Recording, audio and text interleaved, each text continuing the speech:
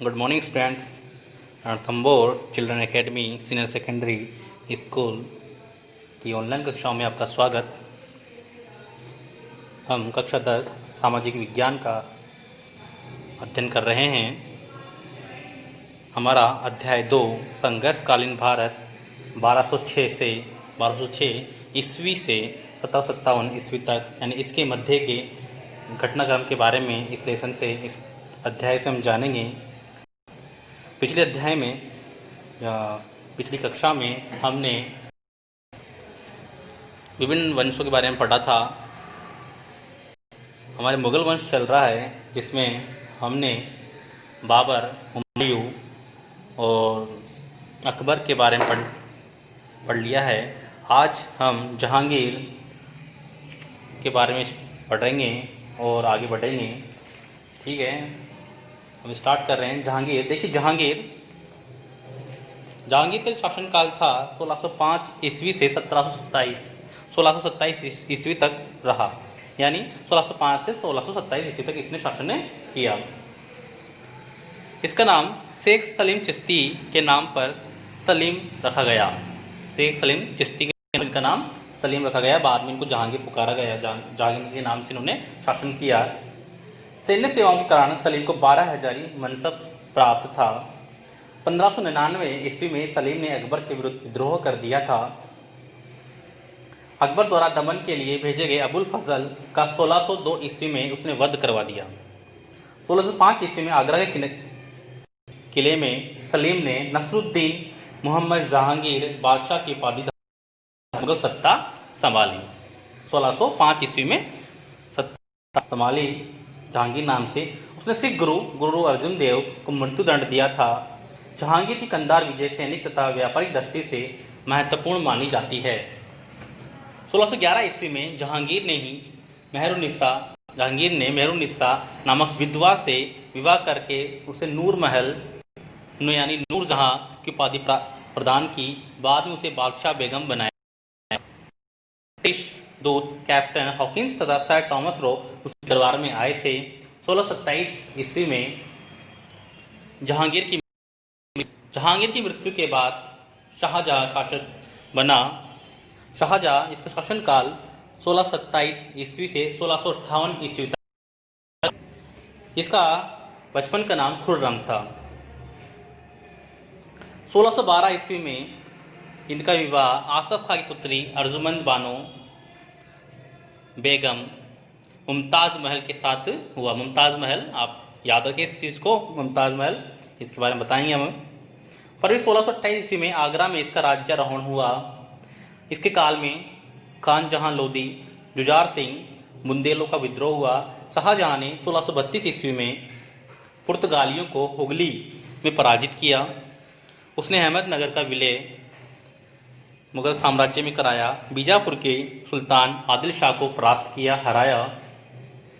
1652 ईस्वी में शाहजहां ने अपने पुत्र औरंगजेब को दक्कन का वायसराय बनाकर भेजा। 1657 ईस्वी में औरंगजेब ने शाहजहां को आगरा के किले में कैद कर दिया। अपने भाइयों दारा, मुराद एवं सूजा को मारकर वह स्वयं गद्दी पर बैठ गया औरंगजेब। 1666 ईस्वी में शाहजहां की मृत्यु हो गई। उत्तराधिकार हेतु धर्मट का युद्ध दारा शिकोह एवं औरंगजेब के मध्य हुआ था। फ्रेंच यात्री बर्नियर, टैवनियर एवं इटालियन यात्री मनुची ने शाहजहां के शासनकाल का वर्णन किया है। देखिए, आपको पता होना चाहिए शाहजहां जो विश्व प्रसिद्ध ताजमहल है, शाहजहां द्वारा ही बनाया गया था। शाहजहां द्वारा ही बनाया गया। ताजमहल के बारे में आप जानते हैं। शाहजहां ने ताजमहल अपनी पत्नी मुमताज़ महल की याद में बनाया था, जो आगरा नगर में यमुना नदी किनारे बना हुआ है। इसके बाद शासन में आते हैं औरंगजेब बारे में पढ़ते हैं हम। हाँ, औरंगजेब का शासनकाल 1658 ईस्वी से 1707 ईस्वी तक रहा। औरंगजेब ने शासक बनने के बाद असम, कूच, बिहार, रंग, कामरूप, मारवाड़ के राठौरों को पराजित किया, हराया। इसने राजा जय सिंह को दक्कन का गवर्नर नियुक्त किया। पुरंदर संधि याद रखें आप, पूछ लिया जाता है कई बार एग्जाम में। पुरंदर की संधि जून 1655 ईस्वी में 1655 ईस्वी में शिवाजी एवं राजा सिंह के मध्य हुई। इसमें शिवाजी ने अपने 23 किले राजा जयसिंह को दे दिए। 1660 ईस्वी में शिवाजी राजा जयसिंह के प्रयासों से पहुंचे, मगर औरंगजेब द्वारा उनके साथ गरिमा युक्त व्यवहार नहीं किया गया, अपितु षड्यंत्र पूर्वक बंदी बना लिया गया। शिवाजी अपने सहयोगियों की चतुराईपूर्वक योजना से गुप्त तरीके से निकलकर महाराष्ट्र चले गए। 1686 ईस्वी में औरंगजेब ने स्वयं जाकर बीजापुर पर कब्जा किया एवं 1678 ईस्वी में गोलकुंडा पर भी अधिकार कर लिया। उसके शासनकाल में हिंदू व्यापारियों पर 5% अतिरिक्त कर बढ़ाया गया। 1669 ईस्वी में मंदिरों को ध्वस्त करने का आदेश भी औरंगजेब ने दिया। कहा जाता है कि औरंगजेब पूर्णतः हिंदू विरोधी शासक था। 1679 ईस्वी में हिंदू पर पुनः जजिया कर लगाया गया। औरंगजेब ने भी मजहब को एक औजार के रूप में प्रयोग किया। उसने अकबर के काल से चली आ रही प्रथा झरोखा दर्शन एवं संगीत पर रोक लगा दी। 1707 ईस्वी में की मृत्यु हो गई। इसके शासनकाल में 1668 ईस्वी में गोकुल के नेतृत्व में जाटों व 1672 ईस्वी में सतनामियों ने विद्रोह किया। सिखों के गुरु तेग बहादुर ने भी औरंगजेब के अत्याचारों के विरुद्ध आवाज़ उठाई। इस कारण उन्हें मार दिया गया। औरंगजेब की मृत्यु के बाद मुगल वंश को कमजोर एवं अयोग्य शासक मिले। इसमें मुगल साम्राज्य का क्रमशः धीरे धीरे पतन होता चला गया, यानी कोई सा भी शासक योग्य नहीं था, निरंकुश था या अयोग्य शासक हुए, जिस कारण से मुगल वंश धीरे धीरे समाप्ति की ओर चला गया। सन 1707 ईस्वी में बहादुर शाह तख्त पर बैठा। सूरत की ईस्ट इंडिया कंपनी ने भी सन 1711 में बहादुर शाह के दरबार में अपना शिष्टमंडल भेजा। उस पर डोना जूलियाना डायस डाकोस्टा नामक एक ईसाई महिला का प्रभाव देखने को मिलता है, जिसे खातूम, बीबी, फिदवी, दुआगो, जूलियाना की उपाधियाँ मिली हुई थी। उसने पुर्तगालियों के हितों की बड़ी रक्षा भी की। 1712 ईस्वी से लेकर 1757 ईस्वी तक मुगल दरबार तख्त षड्यंत्र एवं हत्या का केंद्र बनकर रह गया। तत्कालीन प्रारंभिक रूप से इसका स्थान गौण हो गया था, यानी कि 1757 ईस्वी तक हम कह सकते हैं कि मुगल वंश लगभग समाप्ति की ओर पहुंच गया था। अपने अयोग्य शासकों के कारण और आपसी विद्रोह के कारण मुगल वंश धीरे धीरे समाप्त होता चला गया। मुगल वंश के जो अंतिम बादशाह थे वो बहादुर शाह जफर थे। अब हम पढ़ते हैं मुगल कालीन प्रशासन कि मुगल काल में प्रशासन किस प्रकार का था। देखिए, मुगल शासन प्रणाली भारतीय तथा विदेशी प्रणालियों का मिला जुला रूप थी, यानी इस दोनों का ही अंश देखने को मिलता था। बादशाह शासन का सर्वे सर्वा, वकील मुतलक, वजीर बादशाह के बाद सबसे बड़ा उत्तराधिकारी होता था, यानी वजीर बादशाह के बाद दूसरा बड़ा अधिकारी होता था शासन का। प्रधान, सद्र, मीरे सब समा नाम के दीवान वित्त विभाग के प्रमुख होते थे। प्रांतीय शासन सूबों में व्यक्त होता था, जो अकबर के समय 15 थे और औरंगजेब के समय बढ़कर 21 हो गए। इनमें सूबेदार, दीवान, सदर, काजी, प्रांतीय बख्शी, कोतवाल आदि अधिकारी होते थे। जिले का शासन फौजदार, अमलगुजार, मालगुजारी का अधिकारी जो होता था, बिती कची, सहायक, सिकदार, परगना प्रमुख, आमिल, मुंसिफ, फौजदार, खजांची एवं कानूनगो, पटवारियों का अधिकारी के हाथों में था। यानी इस प्रकार से मुगल काल में प्रशासन चलाया जाता था। बादशाह प्रधान सेनापति होता था, यानी बादशाह जो होता था वह प्रधान सेनापति होता था। सेना मनसबदारी प्रथा पर आधारित थी। मनसबदारी जात और सवार में विभक्त थी। इसके बाद मुगल वंश के बाद अब हम पढ़ते हैं सत्ता के साथ प्रतिरोध एवं सहयोग राजस्थान इस दर में। देखिए, अब तक हमने पूरे भारत के संदर्भ में पढ़ा। अब हम राजस्थानी संदर्भ में पढ़ते हैं कि राजस्थान में क्या क्या हुआ शासनकाल के दौरान, देखते हैं। देखिए, अब तक हमने मुगल वंश के बारे में पढ़ा और उसके शासनकाल के बारे में पढ़ा, लेकिन इस दौरान राजस्थान में क्या हो रहा था, अब हम उसके बारे में पढ़ते हैं कि इस जो समय दे रखा है 1206 से 1757 ईस्वी के दौरान राजस्थान में क्या हो रहा था, किसका शासनकाल था। आओ अब इसके बारे में हम जानते हैं। जो हमारा तीसरा पॉइंट है इस लेसन से, सत्ता के साथ प्रतिरोध एवं सहयोग राजस्थान के संदर्भ में। देखिए, राजस्थान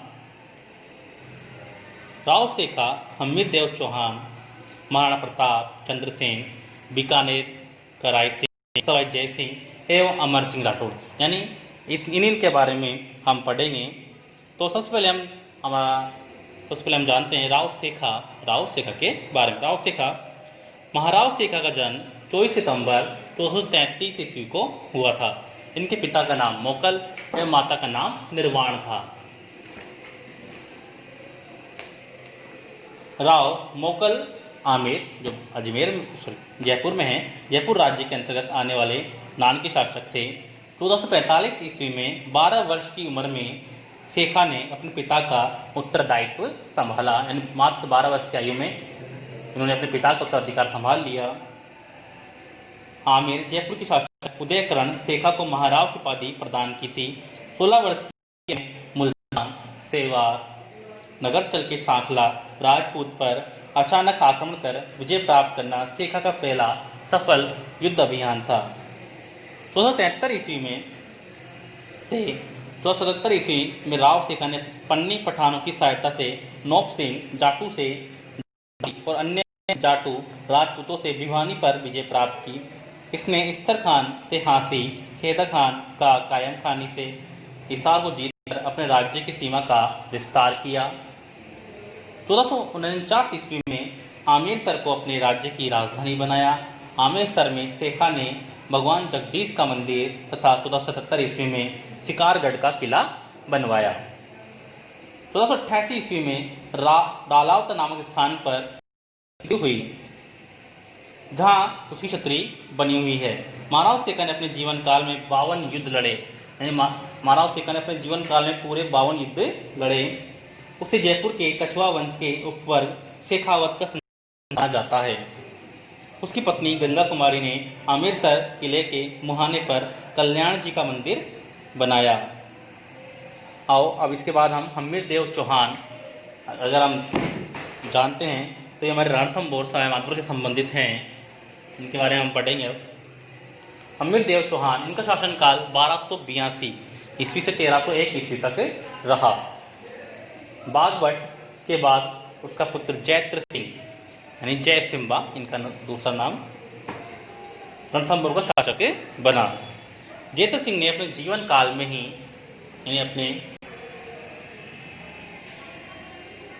अपने छोटे पुत्र हमीर देव को अपना उत्तराधिकारी नियुक्त किया। 1282 ईस्वी में उसका राज्यारोहण किया गया। हमीर देव के सिंहासन पर बैठते ही दिग्विजय की नीति अपनाते हुए उसने भीमरस के राजा अर्जुन को पराजित कर मांडलगढ़ में कर वसूल किया। दक्षिण के परमार शासक भोज को पराजित करके उत्तर की ओर चित्तौड़, आबू, वर्धनपुर, काठियावाड़, पुष्कर, चंपा होता हुआ वापस रणथंभौर पहुंचा। रणथंभौर पहुंचकर विजय के उपलक्ष्य में उसने कोटिय जन यज्ञ किया। हमीर ने 17 युद्ध लड़े, जिनमें से 16 युद्धों में वह विजयी रहा। दिल्ली के जलालुद्दीन खिलजी ने हमीर देव की बढ़ती हुई शक्ति को देखा तो रणथंभौर की ओर रवाना हुआ। जलालुद्दीन फिरोज खिलजी ने जहीन से रणथंभौर की ओर बढ़कर दुर्ग की घेराबंदी कर दी। काफी दिनों के प्रयास के बाद भी सुल्तान को सफलता नहीं मिली तो घेरा उठाने का निर्णय किया गया। जलालुद्दीन खिलजी हमीर देव की मजबूत मोर्चाबंदी को नष्ट करने में असफल रहा। अतः जून 1291 ईस्वी में सुल्तान रणथंभौर दुर्ग का घेरा उठाकर दिल्ली की तरफ कूच कर गया। 1296 ईस्वी में जलालुद्दीन का भतीजा व दामाद अलाउद्दीन खिलजी उसकी हत्या कर दिल्ली का सुल्तान बना। अलाउद्दीन खिलजी चौहानों की शक्ति को सहन नहीं कर सका और रणथंभौर जीतने की योजना बनाने लगा। उसी समय उसने दुर्ग पर आक्रमण करने का बहाना भी मिल गया। हम्मीर महाकाव्य के अनुसार यह बहाना हम्मीर द्वारा अलाउद्दीन के बागी मंगोल मोहम्मद शाह सेना था। मंगोल सेनापति मोहम्मद शाह व कैपरू ने लूट का अलाउद्दीन की सेना से बगावत करके हम्मीर के पास शरण ली। हम्मीर ने अपनी शरण में आए हुए व्यक्ति को देने से साफ इनकार कर दिया। अलाउद्दीन ने क्रोधित होकर रणथंभौर पर आक्रमण करने के आदेश दे दिए। अलाउद्दीन खिलजी ने 1299 ईस्वी में के अंत में उलुग खां और नुसरत खां के नेतृत्व में शाही सेना को रणथंभौर दुर्ग पर आक्रमण करने के लिए भेजा। शाही सेना ने रणथंभौर के मार्के कुंजी कहलाने वाले जाहिन पर आक्रमण किया।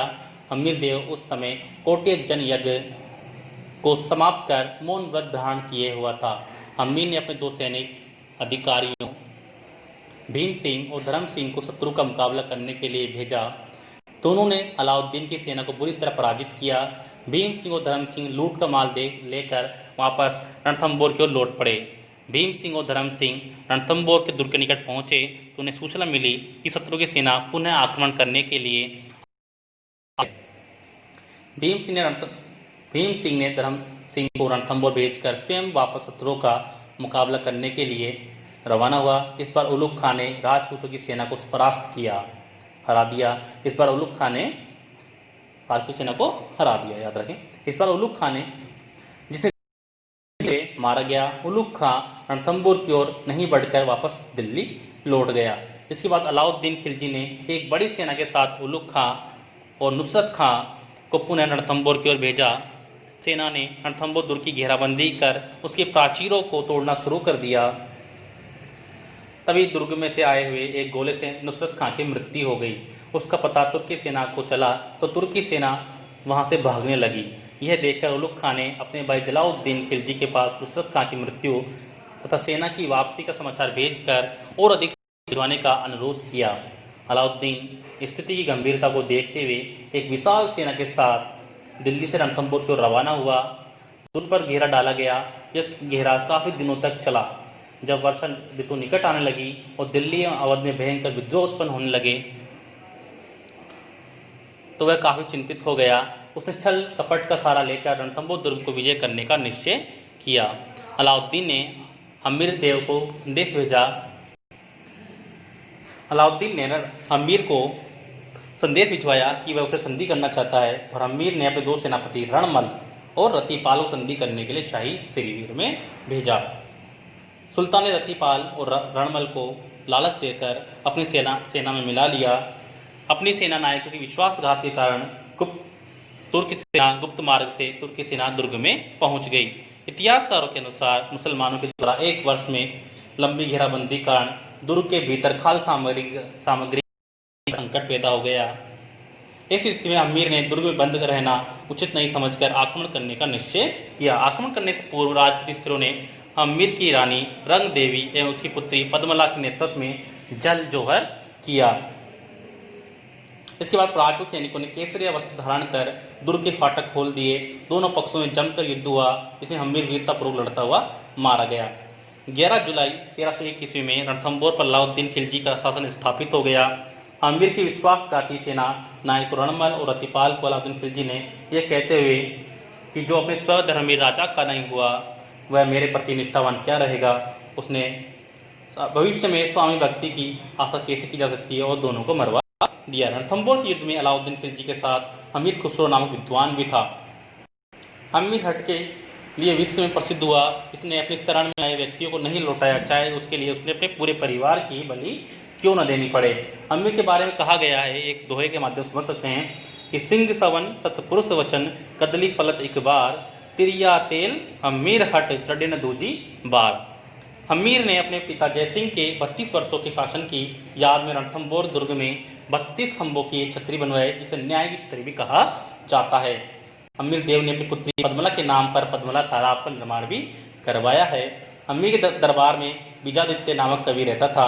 हमीर की मृत्यु के साथ ही रणथंभौर के चौहानों की शाखा समाप्त हो गई। आगे कक्षा में हम पढ़ेंगे, जिसमें महाराणा प्रताप के बारे में हम विस्तार से पढ़ेंगे।